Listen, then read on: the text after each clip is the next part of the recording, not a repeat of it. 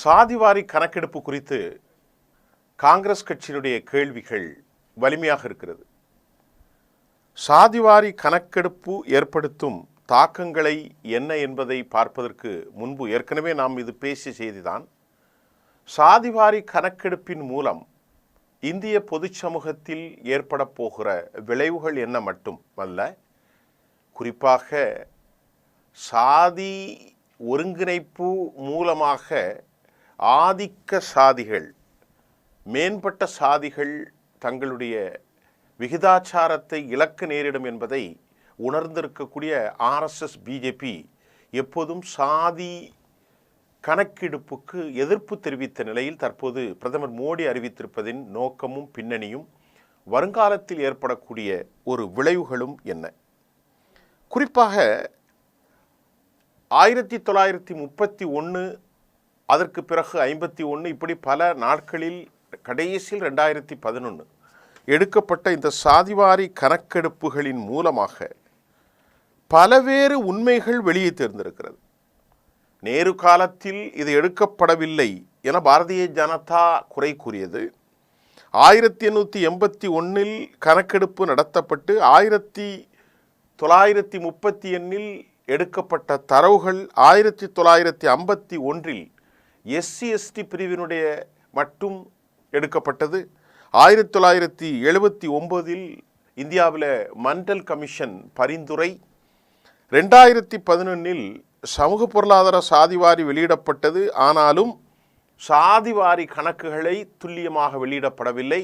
2021 அது கொரோனாவை காரணம் காட்டி மௌனியாக்கப்பட்ட நிலையில் தற்போது பாரதிய ஜனதா இதை ஏன் அவர்கள் கொண்டு வந்தார்கள்? இதில் முக்கியமான ஒரு கேள்விகளும் நமக்கு தோன்றுது. பொதுவாக இதுவரை 2013 என்று சொல்வதற்கு முன்பு குஜராத்தினுடைய கலவரத்தில் இருந்தே 20 வருஷத்திற்கு மேல் இந்தியாவிலே மிகப்பெரிய சூடுபிடிக்கும் ஒரு வலிமையான ஆயுதமாக இருப்பது ஹிந்துத்துவா. அது 1991 பின்பே 90களில் இருந்தே நீங்கள் பார்த்தால் 2000, 2010, 35 ஆண்டுகளானது ஒரு வலிமையான ஆயுதமாக மாறி ஒரு பெரும் விளைச்சலை கொண்டு வந்தது. அப்படி இருக்கும்போது பாரதிய ஜனதா இப்போது சாதியை கொண்டு வந்தால் ஒரு கேள்வி உங்களுக்கு வரும். உண்மையிலேயே ஹிந்து என்ற அடையாளத்தில் வாழ்கிற மக்கள் அனைவரையும் ஒருங்கிணைத்து ஹிந்துக்கள் வாக்குகள், ஹிந்து லேண்ட் இதையெல்லாம் கொண்டு வந்து இந்தியாவில் மதச்சிறுபான்மையினருக்கு எதிரான ஒரு ப்ரொவோகேஷன், அதாவது ஒரு இன்ஸ்டிகேட் ஆபரேஷன், அதாவது ஒரு தூண்டுதல் போலரைசேஷன் மூலமாக வாக்குகளை ஒருங்கிணைத்தார்கள், கோஆர்டினேட் செய்தார்கள், வெற்றி பெற்றார்கள் என்பதில் எதிர்க்கட்சி வைக்கிற கேள்வி மட்டுமல்ல, அது உண்மையும் கூட. உத்தரப்பிரதேசத்தில் மகத்தான வெற்றி முடிஞ்சது. ராமர் பெருமான் கோயில் 370 ஆப்ளிகேஷன், நீங்கள் எல்லா நடவடிக்கையிலும் பாருங்கள், அவ்வளவுமே இஸ்லாமியர்களுக்கு எதிராகத்தான் இருக்கும். இன்றைக்கு வந்திருக்கக்கூடிய CAA சட்டங்களிலிருந்து 370 ஆப்ளிகேஷனில் இருந்து வக்ஃப் வாரியத்தில் இருந்து, ஏன்னா ஒரு பக்கம் முஸ்லீம்களை தனித்தும் மற்றொரு பக்கம் இந்துக்களை தனித்தும் வாக்குகளை அவர்கள் மென்மையாக வென்று கொண்டிருந்தது பாஜகவுக்கு வந்தது. ஆக இந்த நேரத்தில் தற்போது சாதியை கொண்டு வந்திருப்பதை RSS கூட இதை ஒப்புக்கொண்டிருக்கிறது. காலன் ஓட்டத்தில் ஒடுக்கப்பட்ட மக்களுக்கான இடம் தேவை என RSS ஒப்புக்கொண்டிருக்கிறது. இந்த சாதிவாரி கணக்கெடுப்பின் மூலமாக கிட்டத்தட்ட லட்சக்கணக்கான சாதிகள் இந்தியாவிலே இருப்பதாக சொல்லப்படுகிறது. அந்த சாதிவாரியை எப்படி பிரிக்கப் போகிறார்கள் என்பது எனக்கு புரியவில்லை, யாருக்கும் புரியவில்லை. அதாவது ஒரு துல்லியமான ஒரு கணக்கை உத்தரப்பிரதேசத்தில் எடுத்திருக்கிறார்கள் RSS. ஆனால் என்னமோ பலர் சொல்கிறார்கள் இது பீகார் தேர்தலுக்கு மட்டும். அது அப்படி நான் நம்பவில்லை. பீகார் தேர்தலுக்கு என்றால் டிசம்பரோடு ஒரு மாநிலத்திற்காக ஒரு பெரும் சித்தாந்தத்தை கரைந்து போகிற அளவுக்கான ஒரு சாதிய கட்டமைப்பான திட்டத்தை இந்த அரசு எடுக்கும் என்றோ, இந்த ஆர்கனைசேஷன் பெஸ்ட்ரானல் ஆர்கனைசேஷன் அதற்கு அனுமதி கொடுப்போம் என்றோ நாம் நம்பக்கூடிய அளவுக்கு பைத்தியக்காரர்களாகவும் இல்லை. ஏனென்றால் இந்துக்கள் தமிழ்நாட்டில் எடுத்துக்கொண்டால் பல ஹிந்துக்கள், இந்தியா முழுவதும் தலித்துகள், யாதவர்கள், தாக்கூர்கள், தமிழ்நாட்டை எடுத்துக்கொண்டால் கவுண்டர்கள், வன்னியர்கள், ரெட்டிகள், நாயுடுகள், பரிஜா நாயுடுகள், கன்னடர்கள், கௌதாக்கள், மராட்டியர்கள், அப்புறம் பிஹாரி மக்கள், அப்புறம் அங்கே எடுத்துக்கிட்டா குருமிகள், யாதவ்கள், தாக்கூர்கள், கஷ்யாப்கள், பிராமணர்கள், மகாதலித்துகள் இல்லையா? அது மட்டும் இல்லாமல் ஏராளமான மீனவ நிசாந்துகள், ஜாட்டுகள், பெரும்பான்மை சமூகம் ஜாட்டுகள் இல்லையா, குஜார்கள் எல்லாவற்றையும் ஒருங்கிணைத்து என்ன சொன்னாங்க? நாம் அனைவரும் ஹிந்து. எல்லாரும் ஓட்டு போட்டாங்க. இப்போ எல்லாருக்கும் எவ்வளவு நாள் தான் அந்த பழத்தை புளிக்கும்? நம்ம ஹிந்து ஹிந்துன்னு சொன்னால் நம்முடைய பிள்ளைகள் படிப்புக்கு என்ன வழி என்பதை யோசித்தான். அப்போ நம்ம பட்டேல் எனக்கான இடஒதுக்கீடு தான்னு கேட்குறான். குஜராத்தில் ஜாட்டு பெரும்பான்மையாக இருக்கிறான், எனக்கான இடவீடு கேட்டான். அவன் பீகார்லேயும் இருக்கிறான், உத்தரப்பிரதேசத்துலேயும் இருக்கிறான். தாக்கூர்கள் இல்லையா, மற்ற மக்கள் எல்லாரும், பிராமணர்கள், பூமிகார்கள், இப்படி சில உயர்ப்பு தரப்பு சாதிகள் இருக்கிறார்கள். அந்த உயர்ப்பு சாதிகளில் முஸ்லீம்களும் இருக்கிறார்கள். நல்லா கவனிச்சுக்கிடுங்க. ஜெயின்கள், பனியாக்கள், அது மட்டும் இல்லாமல் கேரளாவில் இருக்கக்கூடிய கேத்தலிக், சிரியன் கேத்தலிக், இதுவரை முஸ்லீம்கள் இருக்கிறார்கள். தமிழ்நாட்டில் சைவ புள்ளமார் இருக்கிறாங்க, அப்புறம் ஆற்காட்டு முதலியார்கள் இருக்கிறார்கள். இந்த மாதிரி நிறைய இருக்கிறாங்க, இல்லைன்னா சொல்ல முடியாது. பலிஜா நாயுடுகள் இருக்கிறார்கள், கம்மாவார் நாயுடு இருக்கிறாங்க. இப்படி செக்ஷனலாக ஃபார்வர்ட் கம்யூனிட்டியில் இருக்கிறாங்க. ஆனால் பேக்வேர்ட் கம்யூனிட்டி, அதற்கு மோஸ்ட் பேக்வேர்ட் கம்யூனிட்டி, அதுக்கப்புறம் SC/ST, இதுதான் 60% மக்களை கொண்ட இந்திய சமூகம். அப்போ பாரதிய ஜனதா ஜெயராம் ரமேஷ் என்ன சொல்கிறாரு? சாதிவாரி கணக்கெடுப்பை எதிர்த்து விட்டு இப்படி செய்யலாமா என்று அவர் கேட்கிறார், கொளுத்தி போடுகிறார். சில மாதங்களுக்கு முன்பு ஜார்க்கண்டில் பேசும்போது, சத்தீஸ்கரில் பேசும்போது பிரதமர் அவர்கள் சொன்னார், இந்தியாவில் சாதியை கொண்டு இப்படியே சொன்னார், சாதியை கொண்டு சாதி அரசியலை செய்ய காங்கிரஸ் தூபம் போடுகிறது. சில மாதங்களுக்கு முன்பு, சில ஆண்டுகளுக்கு முன்பு கூட அல்ல, சில மாதங்களுக்கு முன்பு சொல்லிட்டு ரெண்டாவது சொன்னார், சாதியினுடைய கணக்கெடுப்பின் மூலம் பெரும்பான்மையினருக்குத்தான் எல்லாம் கிடைக்கும், சிறுபான்மையினருக்கு ஒன்றும் கிடைக்காதுன்னார். இந்த பெரும்பான்மைன்னா நீங்கள் இந்து பெரும்பான்மை, முஸ்லீம் சிறுபான்மை இல்லை, சாதி பெரும்பான்மையினர்கள் பெறுவார்கள், சாதி சிறுபான்மையினர்களுக்கு கிடைக்காதுன்னார் பிரதமர் மோடி அவர்கள். நல்லா புரிஞ்சுக்கிடுங்க. நானும் அதை படித்து ரெண்டாவது யோசனை பண்ணி பார்த்தேன். முஸ்லீம்கள் அதிக குழந்தை பெறுகிறார்கள் என்று பிரதமர் அவர்கள் சொல்கிறார், இந்த நாட்டினுடைய வளத்தை கொள்ளையடித்து செல்வார்கள் என்று சொல்கிறார். கடந்த முறை 110 முறை முஸ்லீம்களுக்கு எதிரான வெறுப்பை அவர் விதைத்ததாக நான் சொல்லவில்லை, அமெரிக்காவினுடைய நாளிதழ் சொல்கிறது.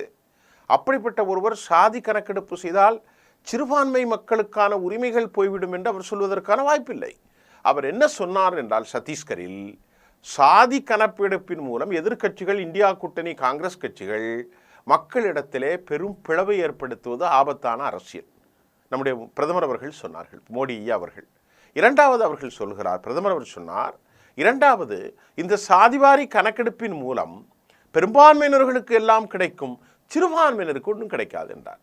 நீங்கள் இந்த இடத்தில் தான் சிறுபான்மை முஸ்லீம் கிறிஸ்தவர் என்று நம்பிவிடாதீர்கள், ஒருபோதும் அது அல்ல, அது கற்பனையிலும் அவர் சொல்லியிருக்க மாட்டார். சிறுபான்மையர் என்று சொல்வது ஆதிக்க சாதிகளான பிராமணர்கள், வைசியர்கள், வடநாட்டில் இருக்கிறாங்க. 22 விழுக்காடு மக்கள் தொகை இருக்கிறது. தமிழ்நாட்டில் 3% தான், டோட்டலாக இந்தியா முழுவதும் ஆல் இந்தியா லெவலில் 3%. ஆனால் உத்தரப்பிரதேசத்தில், மத்திய பிரதேசத்தில், குறிப்பாக பீகார், இமாச்சல், உத்தராஞ்சல் போன்ற பகுதிகளெல்லாம் வலுவாக இருக்கிறாங்க அவங்க, 22%. அப்போ சாதிவாரி கணக்கெடுப்பு எடுத்து விட்டால் ஒரு சாதிக்கு பர்சன்டேஜை பார்ப்பாங்க, இதை ஸ்டேட் லெவலில் பார்ப்பாங்க, ஒவ்வொரு ஸ்டேட்டும் எடுக்கும். ஆனால் அந்த கருத்தை எடுக்கிறது இந்தியாவுடைய அரசியலமைப்பு சட்டப்படி சென்சஸ் கணக்கு எடுக்கிறது அவங்க தான். அப்போ சாதிவாரி கணக்கெடுத்தால் பாஜகவினுடைய கோர் ஓட்டுகளான முதன்மை ஜாதிகள் வாக்குகளை என்ன செய்ய போகிறார்கள்? இனி யாருக்கு போடுவாங்க? பூமிகார்கள், இந்த கஷ்யாப்புகள், வைசியர்கள், பிராமணர்கள், ஜெயின் பனியாக்கள் எல்லாம் பாஜகவுக்கு தான். ஒட்டு மொத்தமாக 100 ஓட்டு இருந்தால் 99.9 ஓட்டை பாஜகவுக்கு போட்டுருவாங்க. மாறுவார்கள் அவெல்லாம் இல்லாமல் அந்த பனியாக்கள்லாம், குஜராத்திகள் எல்லாரும். இப்போ இந்த ஹிந்துக்கள் அப்படின்னு பார்க்கும்போது இந்த அடிமட்ட ஜாதி மீனவர்கள், அதுபோல் கொஞ்சம் இருக்கக்கூடிய பிற்படுத்தப்பட்ட ஜாதிகள்லாம் மேலே வருவாங்க. இப்போ தமிழ்நாட்டு எடுத்துக்கிட்டால் வன்னியர்கள் பெரும்பான்மையாக இருக்கிறாங்க, தமிழ்நாட்டை எடுத்துக்கிட்டால் கவுண்டர்கள் இருக்கிறார்கள், முக்குளத்தோர்கள் இருக்கிறார்கள். அப்போ அந்த பர்சன்டேஜ் கணக்கில் வரும்போது இன்றைக்கு சுப்ரீம் கோர்ட்டின் நடவடிக்கை 49.5க்கு மேலே கொடுக்கக்கூடாது. 27% பிசி, SC/STக்கு 22.5. அப்போ இதை கூட்டி பாருங்க, 49. அது போக மீதி 50% பொதுப்பிரிவு. இந்த பொதுப்பிரிவில் எல்லாரும் போட்டியிடலாம். ஆனால் அதில் 10% EWS, எக்கனாமிக்கலி வீக்கர் செக்ஷன் என்று கொடுத்து விட்டார்கள். யாருக்கு? உயர் சாதிகளுக்கு. அதில் ஒரு 10% எடுத்துக்கிட்டானா? கொடுத்துட்டாங்களா? சாதி பிரிவில் அதை கொடுப்பதற்கு நியாயம் இல்லை என்ற வாதமும் வைக்கப்படுகிறது. எப்படின்னு சொன்னால், நல்லா கவனிங்க. சாதி என்பது ஒருவர் பறையராக இருக்கிறார், ஒருவர் அருந்ததியாக இருக்கிறார், ஒருத்தர் முக்குவர் மீனவராக இருக்கிறார் என்றால் அவர் அந்த புனைப்பெயரில் தான் அழைக்கப்படுவார். 10 லட்சம் கோடி வந்தாலும் அவர் அந்த அந்த அந்த சாதியில் தான் அழைக்கப்படுவார். அவருக்கு உடனே 10 லட்சம் கோடி வந்த உடனே அவர் சாதி மாற முடியாது, மதம் மாறலாம். அவர் உலகம் அழியும் வரை அவர் தலித்தாகத்தான் அழிந்து போவார், வாழ்ந்து மறந்துச்சு போவார். பிராமணர் பிராமணராகத்தான் வாழ்வார். நாடாரோ செட்டியாரோ அருந்ததியோ பல்லரோ பறையரோ தேவரோ இல்லது கவுண்டரோ இல்லது ஒரு யாதவோ அல்லது ஒரு ஜாட்டோ, வடநாட்டில் உள்ள சாதிகள் எவ்வளவோ இருக்க, ஒரு தாக்கூர் இனத்தை எடுத்துக்கொண்டாலும் சரி, ஒரு குஜார் இனத்தை எடுத்துக்கொண்டாலும் சரி, எத்தனை இனங்கள் இருக்குது. ஒரு நிசாந்தை எடுத்துக்கொண்டாலும் சரி, ஒரு மகாதலித்தை எடுத்துக்கொண்டாலும் சரி, அவன் பேரில் இருந்து தான் அவன் அழிஞ்சு போயிடுவான். அப்போ அவனுக்கு அந்த அடையாளம் மாறாது. இவன் என்ன சாதி? ரெட்டியாக தான் இருப்பான். பலிஜா நாயுடையாக தான் இருப்பான். கம்மாவர் நாயுடாக தான் இருப்பான். பேச முடியலப்பா. பல லட்சக்கணக்கான சாதிகள். இந்த சாதிகளுக்கு இடஒதுக்கீட்டை எப்படி வழங்க போகிறார்கள்? பெரும் சிக்கல் வரும். ஆனால் இந்த சிக்கலை மையப்படுத்தி பாஜக அரசியல் செய்து அதை நீர்த்து போகுவதற்கும் வழி செய்கிறது. ஏனென்றால் இந்த சாதி அடிப்படையில் ஹிந்துத்துவாவினுடைய கோர் என்பது இந்துக்களாக நாம் ஒன்றுபடணும் தான். நல்லா கவனிங்கோ, இந்துக்களாக ஒன்றுபடணும். தெய்வ வழிபாட்டில் அவருடைய முறை வடநாட்டில் இருக்கும் உயர் சாதிகளுடைய முறை வேறு. ஒரு பஞ்சாபினுடைய தெய்வ வழிபாடு, ஒரு தமிழ்நாட்டில் இருக்கக்கூடிய கடைக்கோடி கிராமங்களில் இருக்கக்கூடிய சிறுதெய்வ வழிபாடு, அதை போன்று ஒரு துர்கா வழிபாடு, இப்படியெல்லாம் வழிபாடுகள் மாற்றமாக இருந்தாலும் அந்த வழிபாடுகளுக்கு ஆகம விதிகளை வகுப்பவர்கள் பிராமணர்களாகத்தான் இருக்கிறார்கள். ஆக அந்த வழிபாட்டு தலங்களில் பூசை செய்வதற்கு ஆகம வழிபாடுகளில் அவர்களாகத்தான் இருக்க முடியும், வேற எல்லாரும் உள்ளே போக முடியாது. நல்லா கவனிச்சுக்கிடுங்க.